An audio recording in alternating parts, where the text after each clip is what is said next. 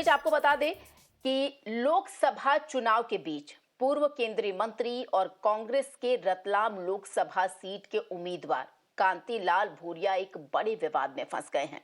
कांतिलाल भूरिया ने मध्य प्रदेश के एक जगह पर रैली को संबोधित करते हुए कहा कि कांग्रेस की योजना के तहत 2 पत्नियों वाले पुरुषों को दोहरा लाभ मिलेगा।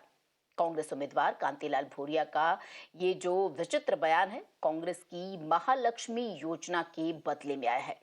कांग्रेस ने दावा किया था कि अगर वो सत्ता में वापस आती है तो प्रत्येक घर की महिला को सालाना 1 लाख रुपए दिए जाएंगे। कांतिलाल भूरिया का बयान सामने आने के बाद बीजेपी ने कांग्रेस की आलोचना की है और भूरिया के खिलाफ कार्रवाई की मांग करते हुए चुनाव आयोग से संपर्क भी किया।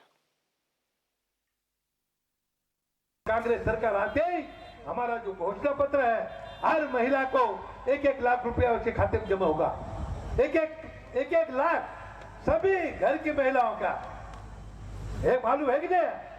अब जिसकी 2 पत्नियां तो 2 लोग जाएगा। ये सब कांग्रेस आपके लिए हमारे उन्हें घोषणा पत्र में कर दिया है, तो आप इस बात को देखो, आप लोग ताकत के साथ काम करना। उन्होंने घोषणा बहुत भयंकर कर दी अभी यार कि जिसकी 2 पत्नियां उसको डबल। जरा इनके लिए भी ताली बजाओ।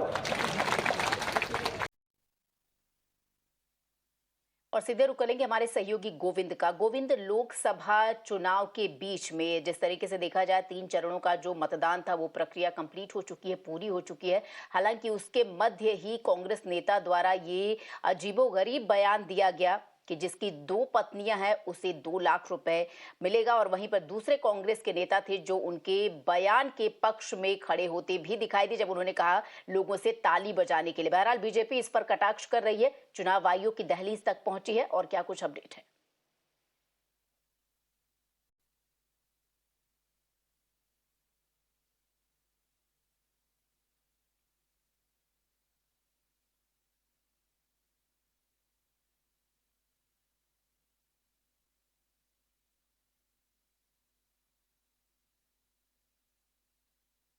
दोबारा से हमारे सहयोगी गोविंद से जुड़ने की कोशिश करेंगे। सीनियर नेता हैं जी कांग्रेस। जी जी गोविंद। देखिए, कांतिलाल भूरिया काफ़ी सीनियर लीडर है कांग्रेस पार्टी के, और जिस तरह से उन्होंने ये बयानबाजी दी है रतलाम में एक सभा के दौरान, कांग्रेस पार्टी से वो उम्मीदवार हैं, पहले यूनियन मिनिस्टर रह चुके हैं, मल्टीपल टाइम्स ऑफ एमएलए और एमपी भी रह चुके हैं। इस तरह की बात करना कि जिस शख्स की 1 या 2 पत्नियां होंगी तो उनको 2 लाख रुपए मिलेंगे, तो कांग्रेस पार्टी की जो योजना है तो उनका एक माखौल उड़ाने की जैसे कोशिश की गई है, और यही वजह है कि बीजेपी ने इस पूरे मसले को लेकर काफ़ी हमलावर हो गई है और इस पर कार्रवाई की मांग भी की है बीजेपी ने।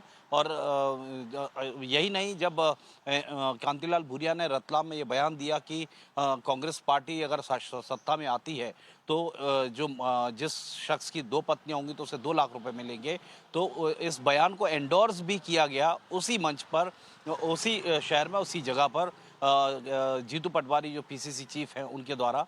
और जो बीजेपी के नेता हैं उनका कहना है कि कांग्रेस पार्टी के सीनियर लीडर्स, चाहे वो कांतिलाल भूरिया हो, दिग्विजय सिंह हो, जीतू पटवारी हो, महिलाओं के सम्मान को लेकर कोई संजीदगी नहीं है, और ये नई किश्त कम से कम कही जा सकती है जिस तरह की उल जुलूल बातें या उल जुलूल वादे की बात कही गई है। कांग्रेस पार्टी से जब ने ये कांग्रेसी नेताओं से पूछा कि बीजेपी ने आपके सीनियर नेता कांतिलाल भूरिया के इस बयान को लेकर आपत्ति दर्ज की है, तो उनका कहना था कि वो तो उन्होंने मजाक में बोला था, और आदिवासियों में बहु विवाह प्रथा है, तो ये सब चीज़ें अब उनका पक्ष था कहने का, लेकिन बीजेपी इसे गैर संवैधानिक बयान बता रही है, और महिलाओं के सम्मान में गुस्ताखी इनफैक्ट के तौर पर बीजेपी ने इस पूरे घटनाक्रम को देखा है।